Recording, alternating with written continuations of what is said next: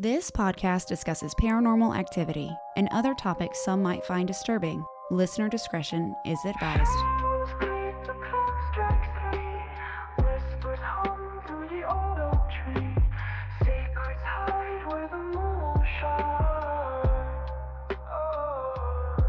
Is it a chill or a ghostly breeze? A knock, a tap, what do you believe? Ghosts, gossip, gather around where the lost and the haunted are found. Ghosts, gossip, don't make a sound. Truth or tales, we'll dig it out. Hello, everybody. Welcome to a Christmas episode. Merry Christmas. Ghost gossip. Shimmy, shimmy, shimmy. I don't know why it just shimmied. It just felt right, you know? In the moment, it just felt right. Sometimes you just need to shimmy. Shimmy. Hey. What's that movie with Adam Sandler where the girl's like, shimmy, shimmy, Don't know. shimmy? What I want to know is, who is that over your right shoulder? Oh, this is my Christmas ghost. Hi. Merry Christmas. She precious. What's her name? I say she. She looks like a little Yeah, it's definitely a she. How about ginger. I was thinking more of a We should have like a vote yes. on social media. Yes. Name the new holiday mascot of Ghost Gossip. Yeah. And maybe the name that's picked gets Christmas prize. Ooh, Christmas prize. That means I have to go to the post office, but I would do it for them. Hey, you got your own stationery? I do. Oh my gosh, I Yes. do. I can't wait to start sending that out. Yeah. So the winner of the name picker The name picker. will get some kind of little Christmas prize pack. Do you want to show them my Christmas stationery or my stationery you got me? It's right behind you. Yeah. It's so cute, guys. He surprised me with it and it made me cry. Didn't it, honey? It did. He made me cry like a baby. God, I hope the sound sounds good. Oh my gosh, are you okay? I'm working on it, guys. All right, so the card for this recording is the 10 of Cups, where divine love, harmony, bliss, family, alignment, happiness, fulfillment, belonging, and support. And that is perfect because we are recording the weekend after Thanksgiving, and this is for a holiday episode. And you see the lights in the studio are red and green, so this is 10 of Cups is perfect for that. Yes, perfect. So here's the front. I don't know if we can. There it is. There's the front. I love it. It's beautiful. It's purple. And then the back. Pull it Nah. away just a little bit. There you go. Isn't that great? He Don't did see you so later. good. So yeah, so designed and ordered by yours truly. So I think I did a good job. You did a great job. You did a fantastic job. My birthday this year. Last year I had a really hard time with turning 40, but this year I was in a different space this year. Last year I was having a really hard time with the adjustment, leaving my work really. I mean, guys, I am so grateful for my 15 years with the federal court system. I really am. It was a lot. Daniel was with me for 7 or 6 of those years, I guess I should say, because at the time I separated from the court system. We had been together 6 years. Almost 7 though. Yeah. Wait. How long have we been? We've been together since January No, 2019. 6 years. Okay. So I'm very grateful, but he saw, he was with me for the greater part of my career where I was in the courtroom. And that is, I think people forget that court staff are there. We are an invisible factor because you really don't see the clerks a lot except the ones in the courtroom.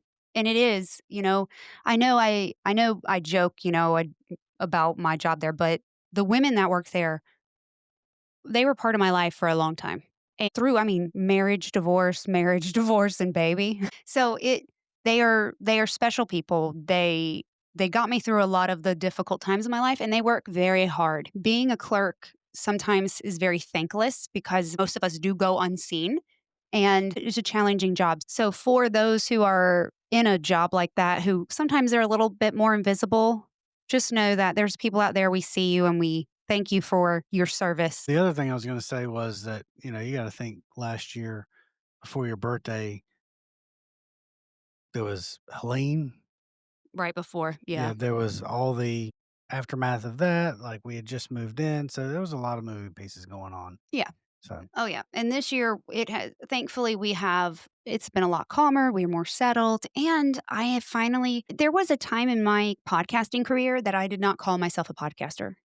You know what I mean? I have a podcast, but I would not say I'm a podcaster because I didn't feel like one. I didn't feel like I had earned that title, and now when people are like, "Hey, what do you do for a living?" I'm like, "I'm a podcaster." Yeah, you gotta go through some trenches. You know, it's funny, I do not talk about the negative stuff that I go through with podcasting. Well, I think this episode is case in point because 'cause we're on take what? 4. Take 4. Yeah. So it takes a lot of work. We don't have you don't have well, let's get into the Missouri State Penitentiary again. Again, guys, this is like our 4th time, but the reason we're redoing this, It's it because you went. I went. I went and I realized that the episode that I did, it wasn't necessarily wrong, but there were factors of that episode. My locations were wrong. And that to me is very important because even though the content itself wasn't incorrect, I pride myself on clarity, on transparency, and on the being genuine and being as truthful and as accurate as possible that I can be with these stories. And so when I went there and I realized that my episode was the locations of some of the things that I described was wrong, I was like, we cannot put that out. And that was coming out the next week. Yeah. So I had to get home. That was a yikes. But made it home. And when I got home the next day, I pulled it. What's funny is the YouTube episode actually aired. 2 people watched it, and one was my mom, and that's how I realized that it actually aired because she made a joke about something that we talked about, and I was like, "Oh, how did you see that?" And so I went to YouTube, and it went live, and so I it's still there, but I put it on private so that way I could pull the information from the description, so I don't have to type that crap again.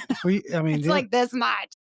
you wanna keep continuity in the story and in the context of the building itself, the location, the Yes. stories. You wanna maintain and protect that continuity. It's history and So it needs to be as accurate as possible. So when I went there and I was walking around, I was like, I was so off on where like the hole is versus death row versus the death chamber. Like I was so wrong in that information, even though all those locations exist in Missouri State Penitentiary, where I described them being was inaccurate. And now that I've been, I'm not an expert by any means. Trust me when I say I'm not an expert, but now I have context. I went and I saw it, and I can tell you even more about just from experience. And that is, I was like, that's important to this story. and Miss Jenny, I believe, is a subject matter expert, if I'm not mistaken. I love her. I'm going to send her a friend request this week. I've been scared. I don't want her to be like, who is this? Oh, she's gonna love that. She's probably upset that you haven't already. I know, I know. I You love should do that her. today. Her name is Jenny. She is the tour guide of one of the tours that I watched on the Missouri State Penitentiary. She was in Paranormal Files with Colin, and you know I love Colin's videos because of the history. They are so wonderfully done. And Jenny is so passionate and she's so knowledgeable and who was just like that zero bullshit attitude. And I respect that attitude so much with people because I am zero bullshit myself. Don't bullshit me. When it's a history lesson or if it's in our friendship or anything, don't bullshit me.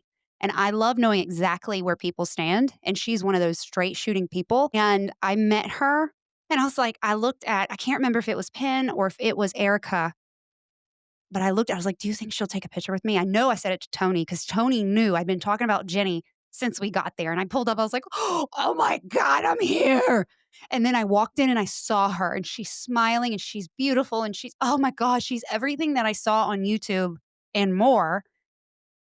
And I was like, "Do you think she'll take a picture?" So I went up to her. You'd be so proud of me. I don't know who I was in that minute. I became an extrovert. I walked right up to her and said, "I saw a video you did, a tour on YouTube, and you were amazing. Can I have a picture with you?" And she goes, "Which one?" And I was like, "Paranormal." She goes, "Paranormal Files." I was like, "Yes." And she goes, like, multiple people saw her interview on Colin's channel and went because of that interview. So I'm not the only Jenny fan. I think I'm gonna make a t-shirt and said, I went to MSP for Jenny because she truly, if it wasn't, I love Colin and I love his videos, but if it wasn't for her, like the tour guides on these tours, not only are they hours long, they spend hours with these creators. They are so knowledgeable and they're passionate. And I mean, a lot of them, and I don't know her situation with MSP, but some of these houses, these haunted locations work off volunteers. So I don't know if she's a volunteer, probably not, but I don't know. I'm not saying that I know that. But these people do it because they love it.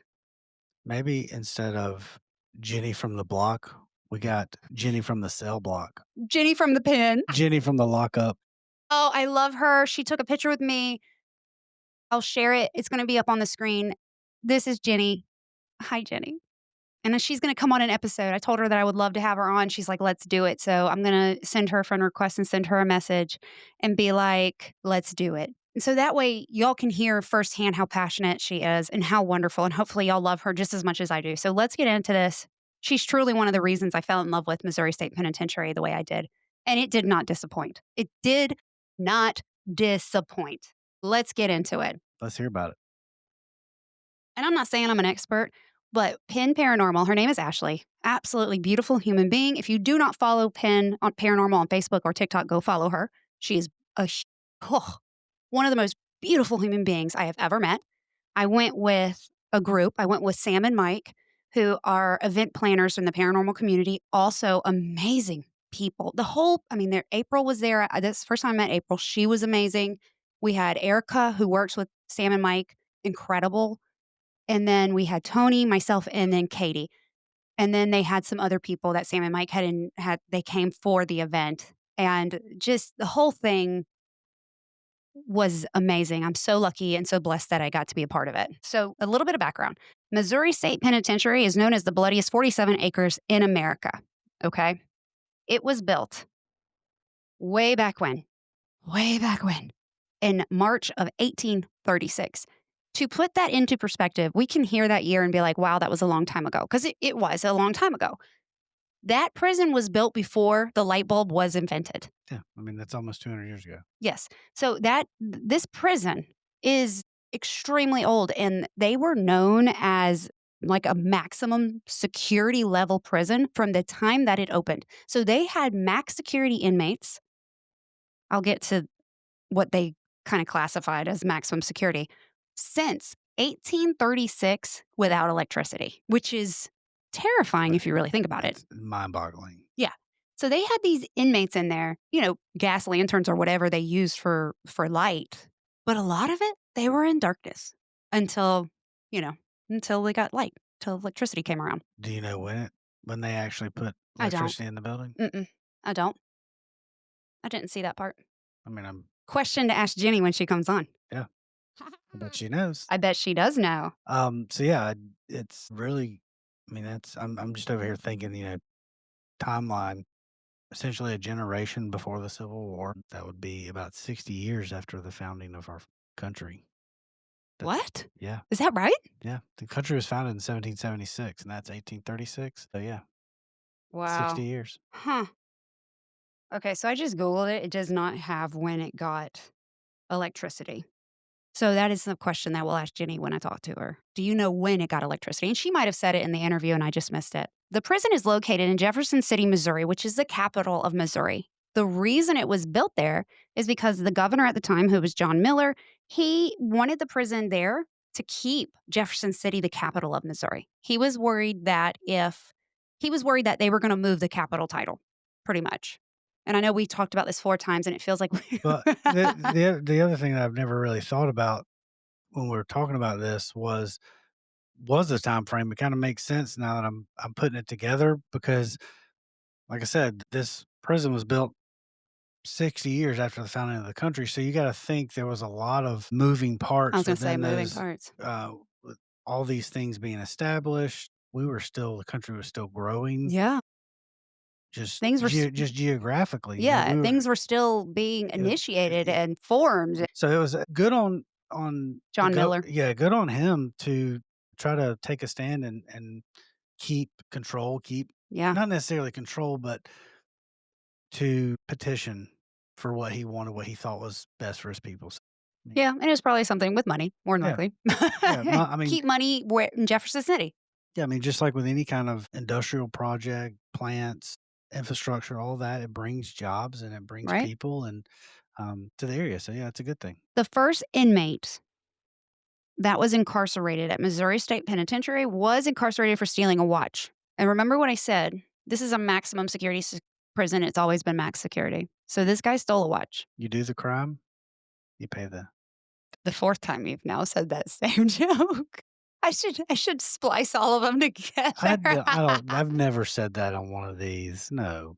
That's Oh. brand new. I have proof. It's brand new. It's original. So the light bulb wasn't invented till 1879, but more than likely the prison didn't get Oh, no. electricity in Might not have 1879. gotten electricity till 1979. Well, you never know. Yeah. The prison operated for 168 years. It officially closed September 15th, 2004. And when we recorded this originally, it was September 14th. Yeah. Remember, you made that connection. Yeah. And oddly enough, it closed due to funding Yeah.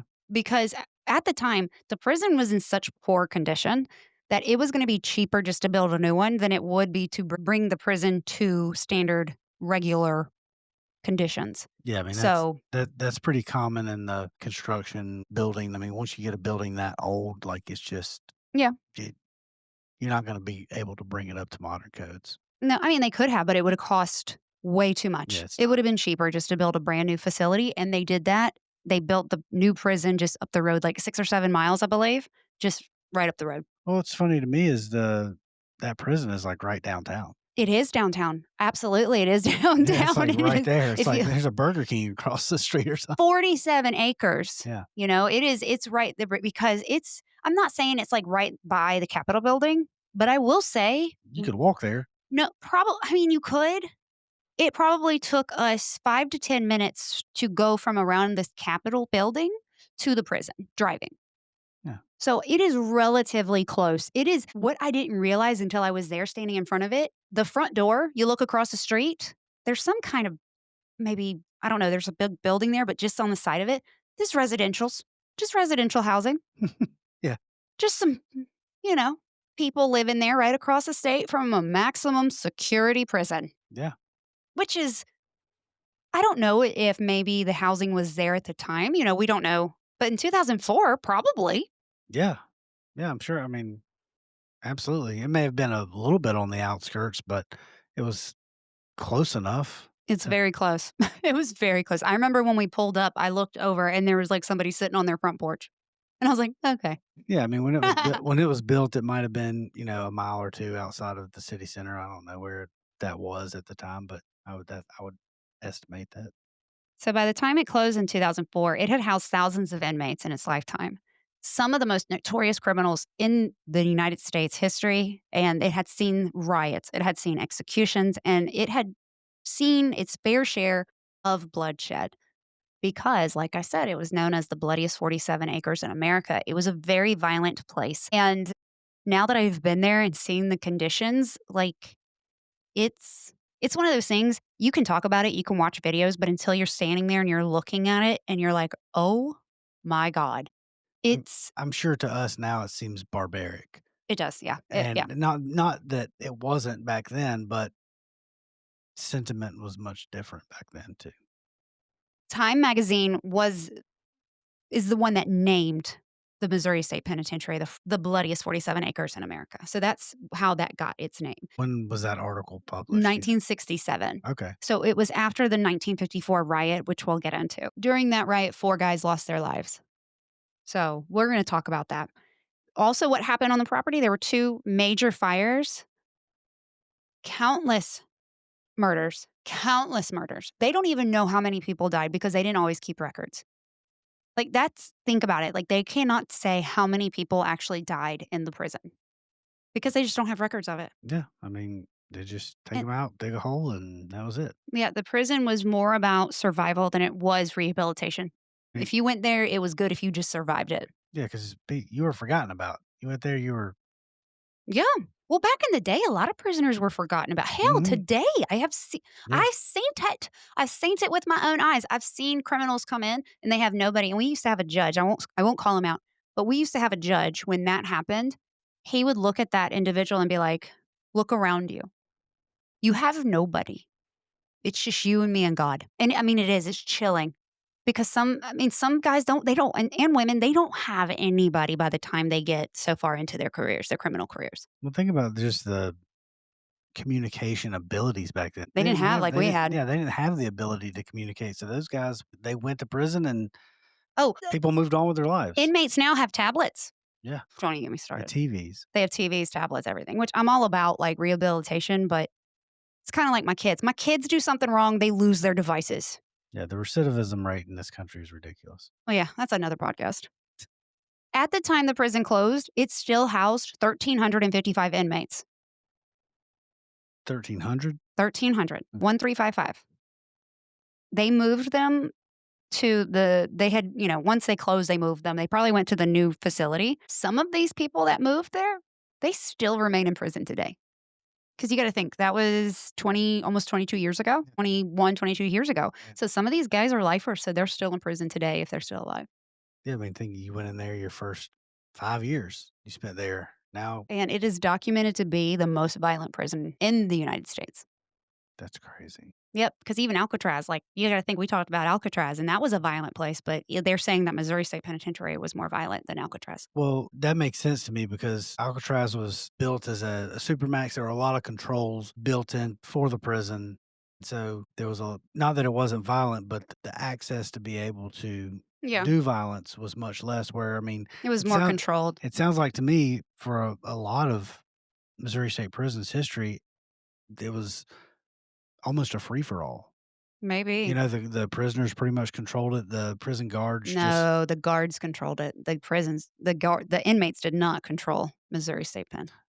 The guards did, I mean that in the sense of, well, because it was inmate on inmate violence, but also guard on but yeah, inmate. Yeah. okay. There was violence all around. It wasn't just inmate on inmate. The guards were notorious for their punishment on the inmates, and they would punish them till they were inches from death. So the guards pretty much set the punishment.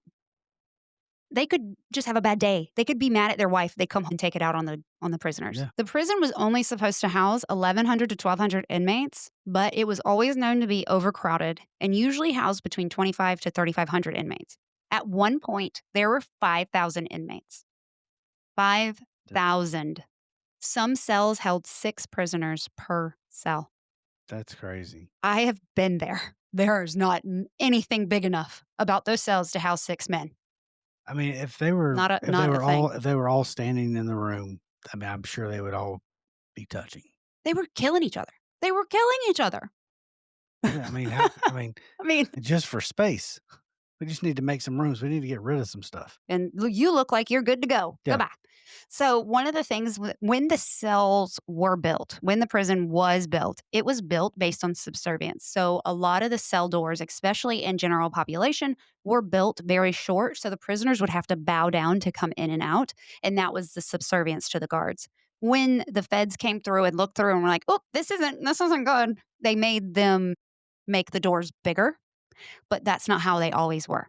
They used to be very like, I was taller than the door, and I'm 5'4". I wonder if I got a I picture of mean, that. I'll have to look to see if I took a picture of that door. part of me is like, it's not necessarily bad because it almost promotes officer safety. Not that these officers necessarily needed safety for what they were doing, but on the other hand, it's like, okay, I can see that. Yeah. I mean, I No. really I don't have a problem with prisoner having to duck to come out of his cell. What I have a problem with is everything else. Yeah, It's not just one yeah. thing. I mean, yeah, that's not great, but when you combine everything else of how these guys were treated, there's a big problem. Huge. Huge. 1842 housed the first female inmate, and I was very confused as to where the female cells were when we talked about this before. But what I learned about when I was there is you come into the main building, and the female housing unit's actually above the main office buildings. So you walk outside, walk through the prison doors outside, and then there's a staircase, and you go up the staircase, and then you're in the female Like ward. on the outside of the building. Yes. Okay. Yep, that's how you access it, and it's extremely active. We didn't get much activity, but I'm pretty sure we didn't get much activity for more than one reason. But that is a very active location from what Jenny said. She showed you some pictures, and there were some, like, full body apparitions. Like, it's crazy, and I think Sam got a picture, and it's on Mike and Sam's Facebook page, and you can see a figure, and it is black, and it's got really long I just got chills talking about it. It looks like a crawler almost in the female ward. I mean, do you know how many female prisoners they had there? What was the max Not off the population they top had? of my head, no, but I know that they were treated just as badly as the men. Oh, I'm sure, if not worse. And if you think about it, that's not common. They usually do not house men and women in the same facility. especially nowadays. Yeah, So, not nowadays. I would think back then it was much more common just because of yeah, they weren't building, and yeah, female criminals weren't as prevalent. prevalent, and Yeah, so, like, it didn't make sense to build a whole separate facility for them. yeah. So that unit was 1901 to 1904, and it was known as the H Hall. And there's also I saw it. I don't think I took a picture of it because it was bleak. There's a cell in the woman's unit that is a blind cell, and there's no light. It has like a metal door, and it's concrete blocked, and it is you go in, it is dark. It is Just pitch black, 0 light. zero light. It's bad. It's bad. I was like, "Oh my gosh." And the men also have that down in the hole, and it is also horrible, but we'll get into that in a second. Part of the prison was torn down after the inmates were moved because at the time they didn't expect the Missouri State Penitentiary to become like a haunted location or an attraction or historical, like people they didn't think people wanted to go and see it, you Sure. know? So, some of the original buildings no longer there, but a lot of the buildings that stand today were there. They were there. They were there. They've been there. Yeah, I'm sure they built multiple buildings over the course Yes, of they did. time. And the inmates are the ones that built the buildings. Sure. They use the inmates as laborers in multiple different ways. I think that Jenny said in her tour that there was 60 different factories within the prison and they were all run by the inmates. And if they weren't working, like if you did not have a job, you were in your cell. You were not wandering around. You were not just hanging out in a watching TV. You were working, and if you were not working, you were in your cell. People wanted jobs. Yes, they wanted to work so they didn't have to be confined all day. It Yep. was very important. And, and they actually from what I read and what I watched, they would actually lend out some of these inmates to like almost like a work release program, Mhm. and these inmates would go and work for different people, and I'm sure not all of them because some of them probably would never come back. They'd probably kill somebody and disappear. But it was they did use them as like a work release for like cheap labor or free labor. I don't know if they got paid or not. Yeah, Probably not much yeah, if I they mean, did. they still had, classifications of prisoners, and so there were probably some that had a little more freedom, had a little more leeway, and then there were Yeah. others that were just, Like death row, they did not have jobs. yeah, no. There were other ones that, because of stuff they had done either outside of prison or in the prison, they just go to the blind cell. The oldest housing unit was built in 1868, and that was the A Hall. It's Unit 4. The cells are on the outside of the unit, and the insides are open. There's 4 levels of housing, and it was built mainly by the inmates. And I don't know, I have to look. I don't know if this was general population. I'm not sure. This is where it gets confused. I don't think it is. I think this is another building. I'll have to look. And this is one of those things when Jenny and I talk, I'm going to ask her because when we went and we were touring, I was just in a daze and I was just like, wow. You know what I mean? So I wasn't sure which building I was coming in and out of. They Did they use different buildings for different purposes or different categories? I Yes. mean, I would think they did. General population was in a separate building. So this is one thing that I messed up in the other episode. General population is a building where psychiatric and death row are. So I'm not sure which building of the two is considered the oldest. We went, I know the female housing unit is above the office building. And then you walk out, and then you're kinda like in this courtyard almost. If you go forward to the right, you go into the building where death row is. In the other unit, it's tall, but everything faces inward, and that's where Sonny Liston was housed, and that's where the hole is. I didn't realize those were 2 separate buildings, but they are 2 separate buildings. They stand apart from each other. You cannot get to them from one to like, you have to go through the yard to get there. Gotcha. Are both of them connected to, like, the main, No. so they're all 3 separate buildings? I'll have to look. I don't think they are. I think they are separate, but I'm sure we could look at a map and see, like, to see if, like, they're just a wall around them. I bet there's a service tunnel. I'm sure there is a service tunnel, but I did not go in a service I tunnel. would like to go to the service tunnel. So this says the inmates were not separated by crimes. Like petty offenses, they were locked in with violent offenders.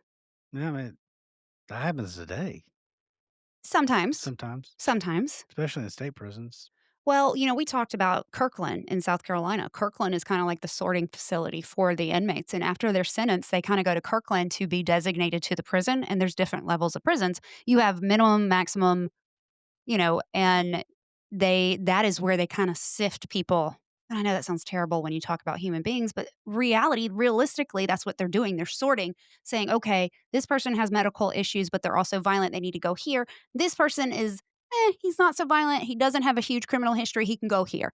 You know what I mean? And then, oh, she's a female. I think we only have one female prison in South Carolina. They have to all go to Leith. And I think that's in Greenwood, but I don't know. I can't remember. It's been over a year since I worked for the court system, so I've kind of brain dumped a lot of that information. I'm Bloop. sure. I don't need that anymore. Goodbye. But yes, so yes, they were not.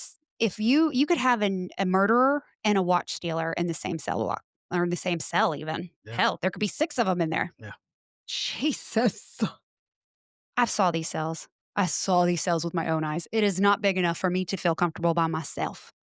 These are like Crazy. this is like 8 by 8 or 5 by 8 or 5 by 7. It is these are small.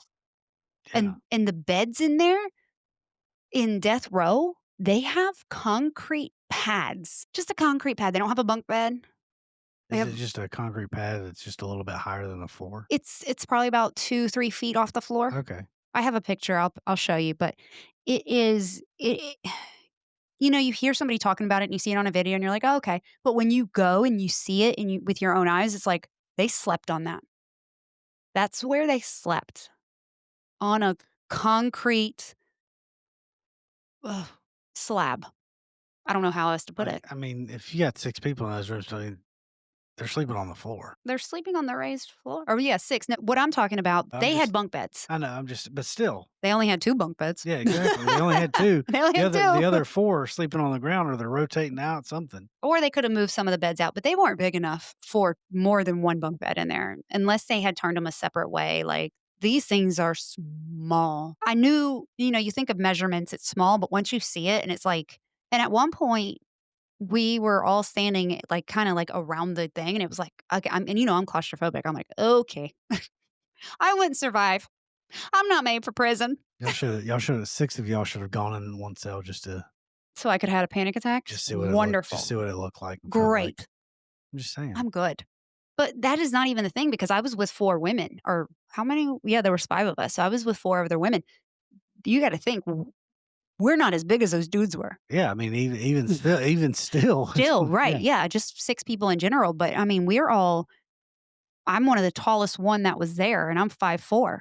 Can you imagine these big old dudes 6 deep in there? Like and men stink. I'm sorry, men are smelly. I'm sure everybody's smelly in prison, but men are really I smelly. don't think in prison, I don't think anything smells nice. That's kinda part of the gig. That's part of the punishment. So let's talk about I have this written out, but I'm gonna use this. I'm gonna use my notes, but I'm gonna talk about the building where death row is first. Okay. Death row, when you walk through and you go through the yard to the right to the building on the right, it is really intimidating. You walk into that door and there's a bunch of cages. And we went, I got separated in there. That was terrifying. I was by myself for a whole 2 minutes and I wanted to cry. It was the dark, and you walk in, and then you go we just went up like a level, and then we went to the left and then down, and when we went down into the psychiatric ward, and it's really away from the rest of the prisoners. That's good. I mean, yeah, but these were for the criminally insane and people that probably needed more medical care than they needed isolation. Well, yes, I agree with that, but they do need to They be were isolated. separated, They do need isolated from other but individuals. but they were in there, and they weren't by themselves. They were in there, multiple people. It was not a good situation. I will say, when I was in there, I caught a shadow person. I caught a peeker coming out of the cell like this. Is that the one we looked at? Yeah. Okay, that's what I thought. That was in the psychiatric unit. Okay. I sent that to Jessica, my friend, who's a psychic medium, and she tapped into the picture and she's like, "That's a security officer. That's a guard. He is real big and real angry." So when we talk to Jenny, I'm going to ask her if there is any kind of evidence that anybody's collected about an angry guard that was large. Like Jessica said, he was huge. And if you look at the picture, this guy's huge. And it almost looks like, and I know this sounds stupid, it looks like Sasquatch because of how it's like a big head and then he comes down to shoulders and like the neck is like ye big. And then it's just a figure and it's translucent. You can see the fire extinguisher box behind or in front of it. Like you can see this object, this thing, this being standing in front. And Penn and Erica had set out like a laser grid type thing. It's a paranormal Yeah. tool. I don't know. But you can see things standing in front of it, essentially. Yeah, that was cool. That was cool. But I captured that and that was very neat. I had like 4 crystals in my pocket, 3 armored pennies, and I had prayed for protection really heavily to my ancestors and to God. And so I didn't feel much of anything in there. I had closed myself off. I was like, nothing's coming home with me today, damn it. But it was really cool. I just went to experience it. I didn't really go to capture any ghosts or anything. I just wanted to really see it and see what I felt and I felt absolutely nothing. But it was really cool. It was really cool. The psychiatric unit was also known as administrative segregation. And so those were the people that they kind of kept away from general population and the more violent offenders because of their mental status. Now, when you leave administrative segregation and you kind of go back up the stairs towards the regular cells, and then you can kind of go around, and that's where death row is. Death row was 1 inmate per cell. This is very small. This is where the concrete slabs are. Penn got grabbed in one of those cells. She got her arm grabbed in there and she screamed. She was like, ah! She's like, I was like, what? And she's like, I just got grabbed. So it's very humbling. It's a very sobering experience. They only put them 1 per cell because they would kill each other. How many cells do they have in death row? Not many, but Yeah. I will say they were always full. They were always at maximum capacity. So what's really cool is we kept getting the numbers 18 and 17, 17, 18, 17, 17, 17 on the boxes. I was getting that on my spirit talkers. We were getting them through other areas. So we went down because we were like, where are you? Can you tell us what cell block you're in? Where are you? And it kept saying 17, 18, 17, 17, 17. 17 was one of the most famous prisoner cell blocks on death row. Really? Yes. We're going to talk about him. It was an individual cell? Walter Lee Donnell. Yep, we sure did. I'm pretty sure. I'll clarify with Jenny when she comes on just to make sure I'm correct. But yes, that was his cell number. Hmm. He was the one he was a snitch that got killed during the riot. That's yep. Yeah. They came after him. They came after him.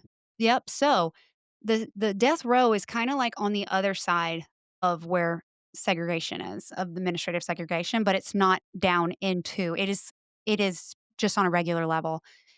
And then another part of that prison, we didn't really go up high because we spent a lot of time in administrative segregation as well as death row. So we had to kind of get moving. But the rest of those are, I mean, it's like 4 levels high. It's creepy. It's Do creepy. do they take people on all the levels, or, Do they take people? What do you mean? like, can you just go to any level? Can you Yeah. just Yeah, we just didn't. Okay. We just didn't. We stayed more towards probably the stairs. I will say, we were leaving, we were going to death row, and we got Erica and Katie kind of went ahead, so I followed them because they look like they know where they're going. I think Erica's been there multiple times, so she looked like she was confident in her ability to get around. So I was like, "All right, I'm following. Here I come, little puppy dog." Well, Penn and Tony I think they left something or they felt something. They went back, and I lost Erica and Katie. They turned, and when I looked back to see where Penn and Tony were, Erica and Katie, I, Gone. I lost them. And I'm standing there, and I was like, because it's pitch black. All I have is a red flashlight. And I'm like, oh my God, oh my God, oh my God. So I went around the corner, and I saw this giant man with a flashlight. And I'm like, I don't know if he's alive. I don't know if he is dead. I don't know if he's an investigator or security officer, but I'm not going to find out. What am I seeing? Well, I don't know what I'm seeing. I know I saw a giant man. It looked like a shadow. I know it was a person. I think it was either there was a police officer there, so it was either him or it was another investigator who had gone down into death row. I didn't stick around to find out. I didn't holler out to him. I just stood there, kind of walked in circles like, I'm alone. And then I knew where the stairs were, where Tony and Penn were, so I went back down the stairs and found them, and I was like, "I was alone." It's dark. When I say sobering, it is a sobering experience in there. And like I said, I didn't feel anything. I didn't feel anything evil. I didn't feel anything watching me, but it's an eerie place. Yeah, I'm sure. Yeah. I'm sure it is. So I will say in 1954, the riot happened. This riot was extremely violent. This riot happened because there was a hit on one of the individuals for being a snitch. A mobster outside of the prison had put a hit, and any kind of money was a lot of money to these guys because they didn't get a lot of money up in there. And a lot of them probably didn't have family, so they wanted some money. So, two inmates faked illness, and then they were able to overpower the guards. They got the keys, they went into death row where this prisoner was being housed. His name is Walter Lee Donnell. They kept him in death row out of a form of protection because he could be in a cell by himself. And what's this part made me laugh when I heard this on Jenny's tour. The guard that was guarding death row actually took the keys and threw them into an area thinking that'll stop them because they can't get the keys for me to get into death row. And they kind of looked at him like, "Oh, that was sweet." Like Nice try. adorable. Nice try. Yeah. They got sledgehammers. They knocked out the wall. They got the keys. They went and they opened cell block by cell block. And she said that some of these guys did not come out of their cells. They just stayed in their cells. They're like, "Nope, don't want any part of this." The last cell they got to was Walter Lee Donnell, and they found him. He sat in the back corner of his cell, didn't respond to them calling him, and then they collected their bounty, I guess you could say. So that riot was a big deal. It lasted 18 hours What total before they were able to get it back under control. what year was that? 1954. Okay. And they released 2,500 inmates during that riot. Those prisoners released 2,500 inmates. They were working. They were working.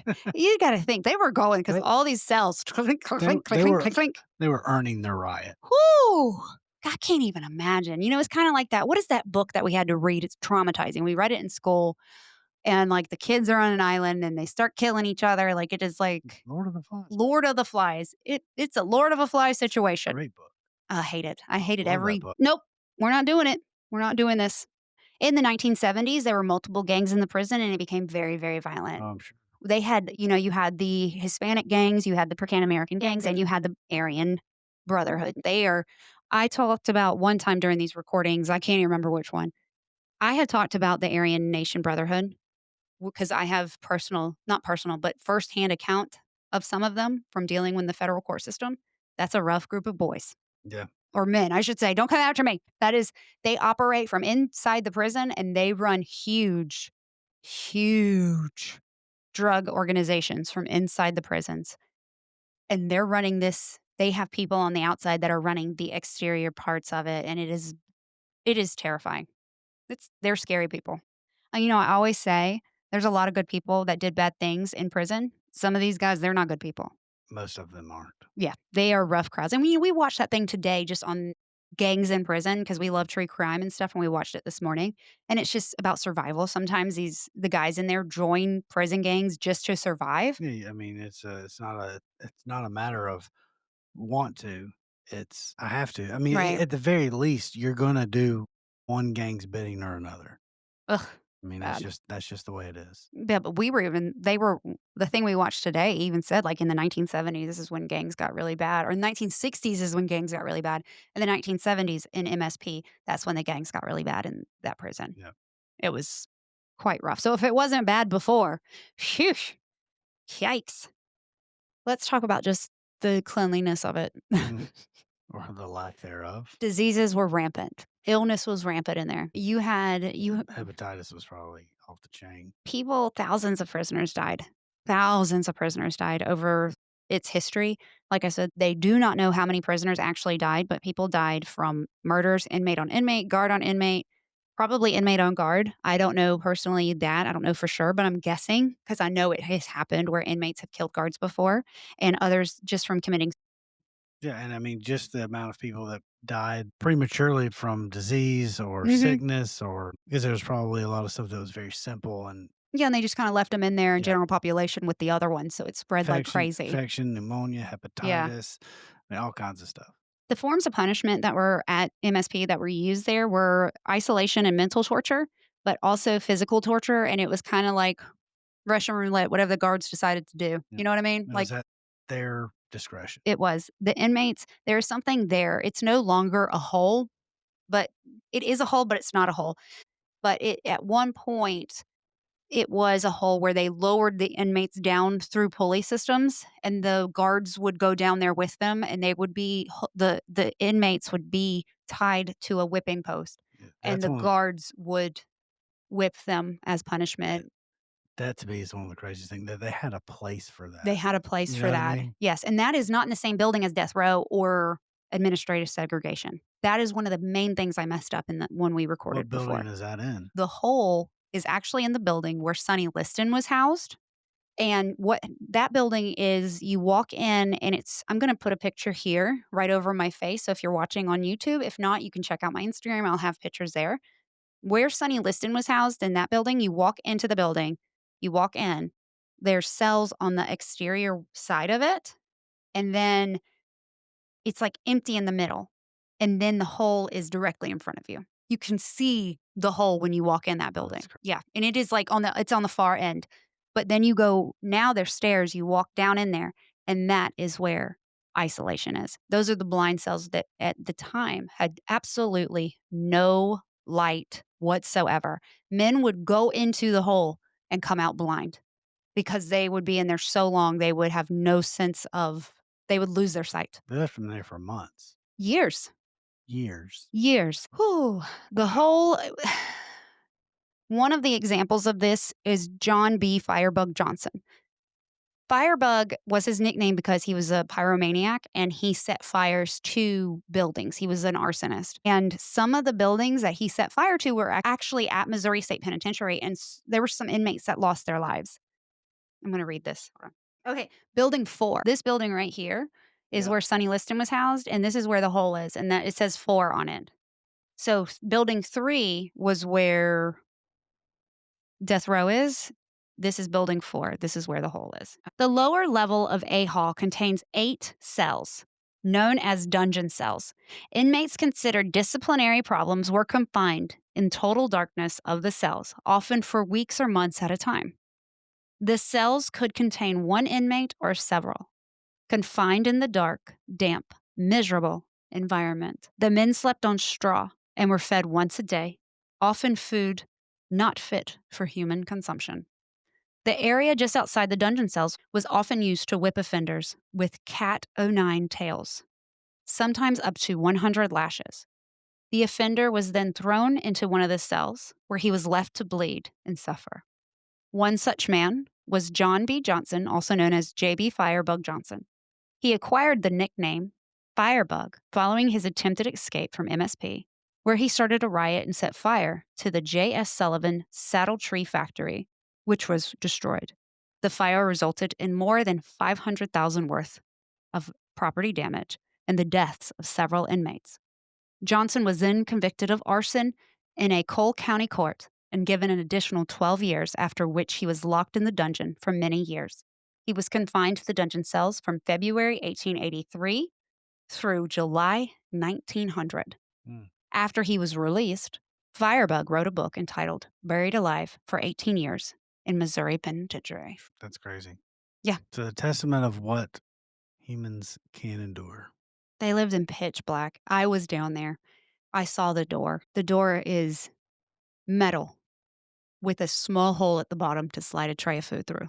And they were fed once a day. The thing with that is some of these guys would die down there and the guards wouldn't know. And the other inmates in the dungeon cells would live with these dead bodies until they were removed. Think about that. Just fat. I can't.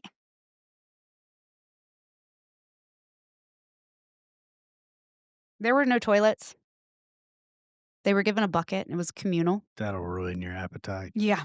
They weren't eating that slice of moldy bread. It was, I keep saying sobering. It was a place that I can't even fathom being Just Oh, darkness. yeah, it was not a happy place. I did the Estes method in the hole in one of the back cells, so you walk through and you could turn the corner, and I did the Estes method, and I wasn't getting anything, and the one word I got was "yeah," and so when I came out, I asked them, I was like, what did I answer?"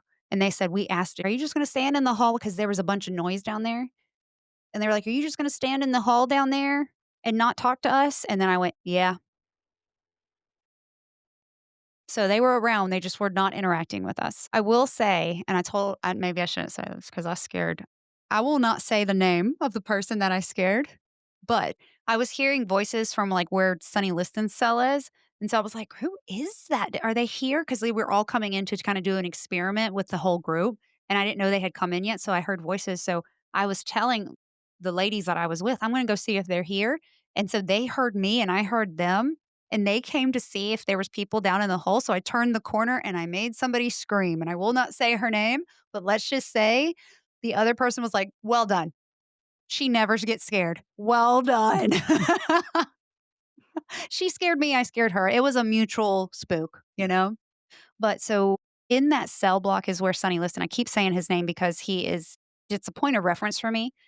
Sonny Liston was a famous boxer, and he had gotten incarcerated in Missouri State Penitentiary and actually became a boxer because of his time there. So we'll talk about him shortly, but he was a big man and he has like huge fists. And Mike and Sam did this experiment and they gave him boxing gloves. And they did like an Estes method and he was really grateful for boxing gloves, which I thought was really cool.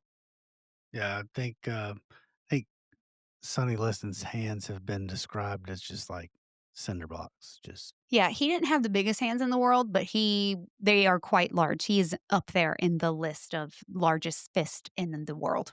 When he came in, he did not know how old he was. He did not know his birthday. He was one of 25 kids.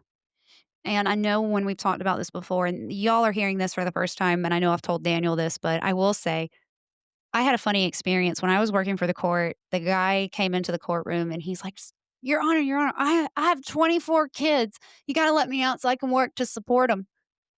And the judge wasn't born last night, you know? And so he took his glasses off his face and he put his pen down and he looked at him, named them. He couldn't name his kids. I mean, it's a classroom.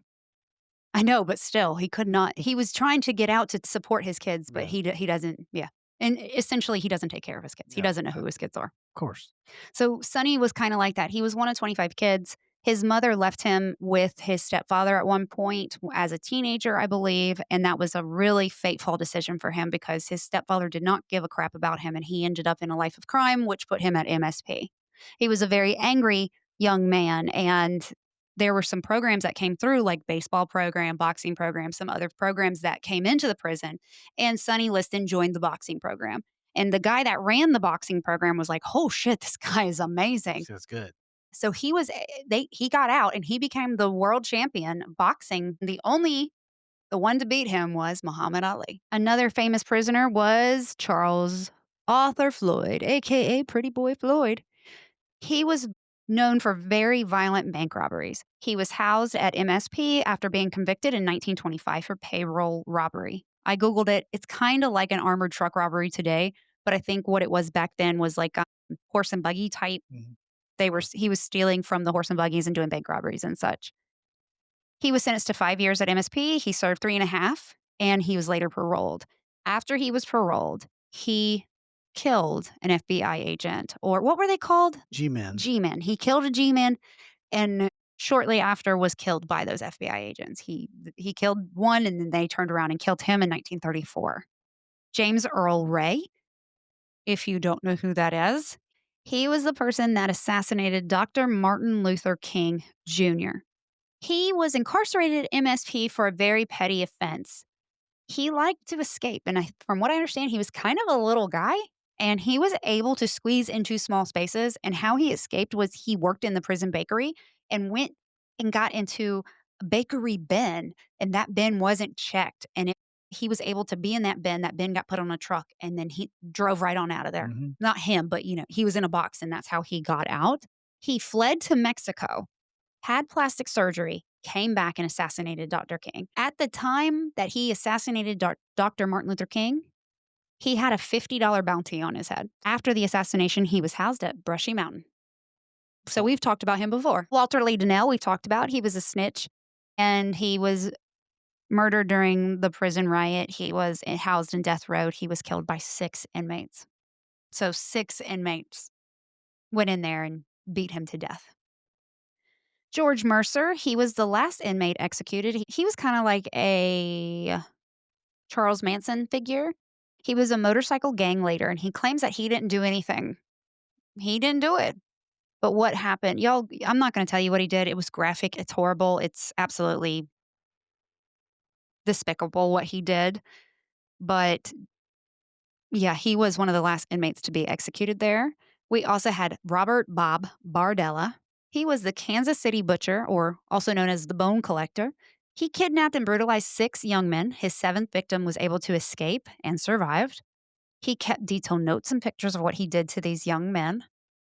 And he was being housed at MSP. And then he wrote lawmakers saying, hey, the guards aren't taking care of me. They're not giving me my heart medication. And then, whoops, he died. His heart stopped. His heart stopped. Yep. I don't think it was from the medication. I'm that or they stopped giving him his medication. He accused them of not giving him his medication, so they're like, "Hey, boy, okay."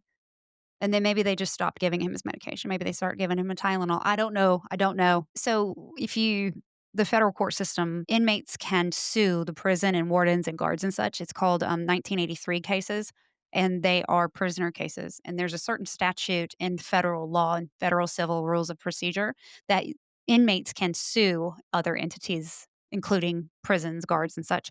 And so that is probably what he did. He probably filed a 42 1983 and that gets back to the guards and the prison, and they were like, "Well, Oh, fuck, really? we're not giving you your medicine. Now you're not getting your medicine." And beada ba, beada boo, bada boo, cloak. See you later. Yep, he died.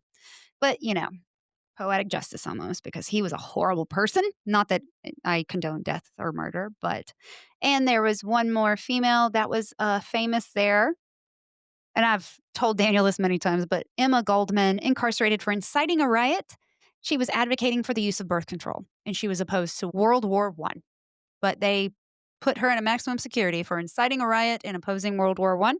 She was labeled the most dangerous anarchist in the country Yikes. because she wanted us to have birth control. She was considered an agitator stirring rebellion among women prisoners. I'm sure she was. And they were very happy to see her leave. I think she was released a little bit early, and she actually owed some money, and the administration were like, "We got it. Bye. Go. We're writing it off. Live your best life." So, I say all that. Let's get into the haunting. So, some of the hauntings that take place there is a gray lady. She is seen on the upper levels of the building 3, I believe, and they really don't know who she is.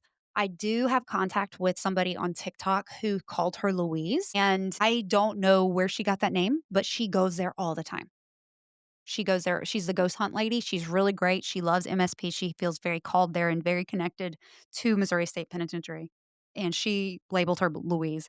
They said that she is seen with like a low bun and kind of like old school gray dress, but they don't know who she is. Like investigators don't know why she's there or who she's related to. If she was an inmate, was she a wife of a prisoner? Was she maybe a wife of a guard?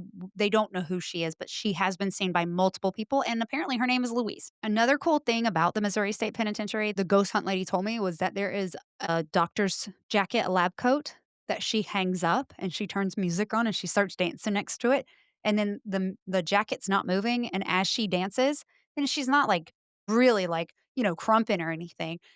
But she's just kinda swaying next to it, and you'll see the jacket start swaying back and forth like it's dancing with her. It's really cool. She sent me that video, and that was very, very cool. People have seen orbs, especially in the dungeon. They say these orbs, they form right in front of your face and then disappear right in front of your face. So this isn't like specks of dust floating. These are things that are materializing in front of people. There's also something that they call peekers. These are shadow figures that pop out from the cells, which is what I caught. Like, "Hello, I got." See what's going on. Just seeing what this door's open. Hi, what you doing? Who's out there? Who's out there? What are you doing? What are you doing down there? But yeah, they'll see people, they'll see shadow figures poke their head out of the cells, and that's exactly what it looks like I caught. Some visitors have gotten scratched. People see shadow figures on a regular basis. Cell door slam. We heard a cell door shut few times. That is ominous when you're standing in there and it's silent, and then you hear, and it's like, okay. And then people get touched, which Penn got touched a few times. Here's a story from a quote from an article that I read. Quote, I'm standing in front of the door and I go to flick the light off, and immediately I felt something on my right. I felt his face right there. I can feel him breathing. And I'm thinking, okay, you're imagining this, but you cannot pay me any amount of money to turn my head and look towards the door where the dead end is. He is standing right there every time. And here's another quote from that same article.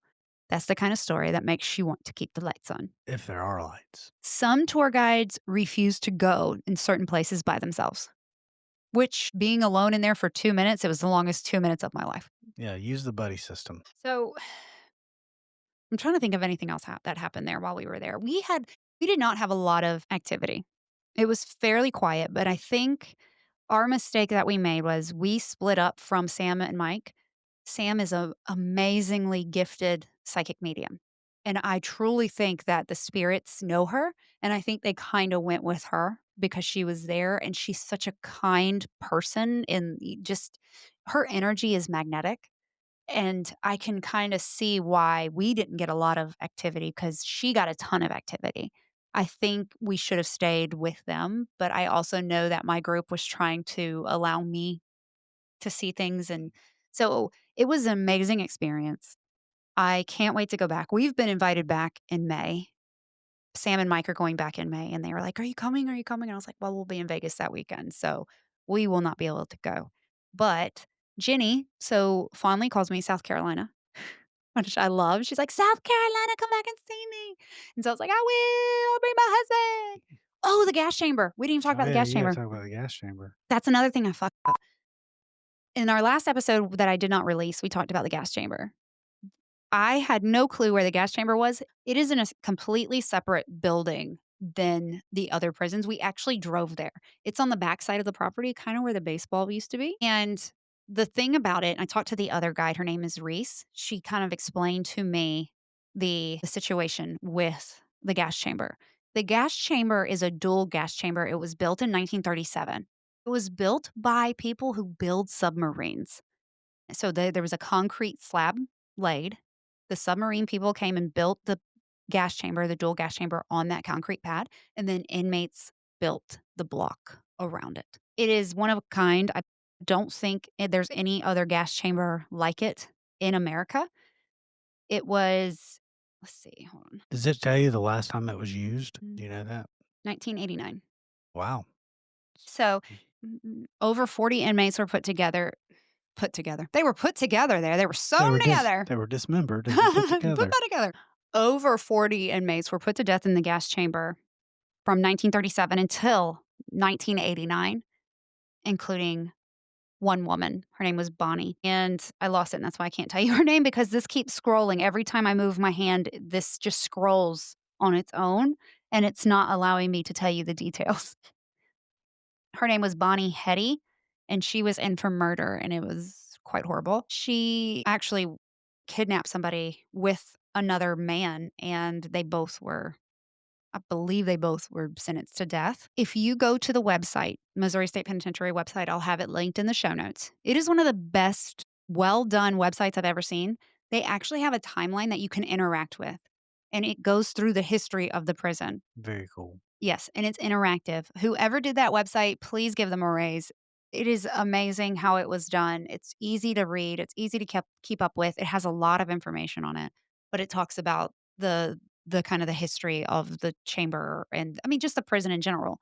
The thing that I messed up with this is that I thought that the death chamber was kind of like inside with like death row or the Yeah. psychiatric unit or general population. It is not. It is completely separate. It is its own freestanding building. And I went in there and I was able to sit in the chair. And so there's one door that goes into the chamber and it has a dual so you can, be gassed with somebody else. And then the other door is where the people would go, like family and everybody else would go to sit to watch. Efficiency. What kind of Ye gas do they use, do you know? I didn't know. I Oh, don't know. just curious. I have no clue. I know that I did not feel anything evil there. I know people do. I did not feel anything evil. I will say, once Sam and Mike were in the same vicinity as we were in the unit building 4 and housing unit 4 or whatever, we heard voices coming from the hole. There was nobody in there. We were all standing around the table holding hands, and we were getting ready to do this experiment with the EVPs. And we heard talking down in the hall, and we all kinda turned and looked because it sounded like there was somebody left in the hole talking. It was a very interesting moment to hear voices as clear as you and I talking Yeah. behind us, and you and I have heard voices before, but it's like, "What is happening?" That was very cool, but she walked in. I'm telling you, she is a conduit. She is incredible. I told you the story about because they invited us to their Airbnb, and we were standing there talking, and she told me a story, and she just her and Mike together, they're 2 incredible people, and I met some amazing people while I was there. But going to MSP and seeing it, like, I didn't sense a lot of things. My abilities, they just kinda, like, tapped out. They were like, "Nah, we're not gonna participate. You wanted to be protected. You're gonna be protected. You're not gonna feel a thing." And but just to walk around and see it with my own 2 eyes and sit in those cells and be like, "Holy shit. Human beings lived here." Mhm. It Uh, was it was sobering. a dark place. From 1836 until 2004. That's so crazy to me. We were graduating high school. We had started college Mhm. because I graduated in 2003. Yeah. Yeah, that was I mean, it's insane. It's insane. It's a beautiful building. Guys, go check it out. If you go, make sure you find Jenny and Reese and tell 'em South Carolina says hello. And make sure you check out their website and watch Colin's Paranormal Files video on it. Like, just all the things. If you've never heard of it, go check it out. At least watch a video on it. It really is a place that holds so much history and probably so many secrets that we will truly never know. No. It is and you know, at one point, which is long, long, long, long time ago, it was looked at as like, "This is what we want prisons to be like." Oh, for sure. But and then, like Public sentiment has changed so much since that building was built. I mean, yeah, just numerous, numerous, numerous times. yeah. So it is an amazing place. It was my bucket list location. Number 1 on my bucket list. I got to go, I got to see it, I got to interact with some of the spirits, even though they were very quiet for me. It was an amazing, amazing experience, and I was up for 37, if not longer, hours by the time I got home because I flew out the next day. My flight was canceled, and I had to rent a car and get home, but it was amazing. I would do it all over. The people were incredible, the prison is incredible, the history is incredible, and the spirits are incredible, so Really glad you got to go. me too. Me too, I cannot wait. I love being able to meet investigators. I am not an investigator myself. I'm a horrible investigator because I whisper. Not good, and I get really scared, but, whatever, it's fine. It's fine. Spooks easily. Spooks easily, yes, but it was an amazing experience, and I'm so blessed. Thank you. Shout out to Sam and Mike and Penn and Erica, Tony and Katie for showing me around MSP and making one of my bucket list locations a reality, so thank you for that. And yeah, y'all, I'm on social media everywhere. Go and find me. I'll have everything in the show notes. Make sure you're commenting, subscribing, interacting, whatever. I hope you had amazing Thanksgiving. And as we approach the Christmas season, if you celebrate, I hope you have an amazing Christmas or just happy holidays in general. We love you. Because of you, here we are 3 years later, still doing this, going on 4. Can you believe Yeah. that? Yeah. Thank you so much. And until next time, they'll see you later. Merry Christmas and bye, y'all. And happy holidays! Time magazine is the magazine that actually dubbed it the blood. He was the person who assassinated Dr. Martha. He was the person that assassinated Dr. Martin Luther King Jr. Thank you.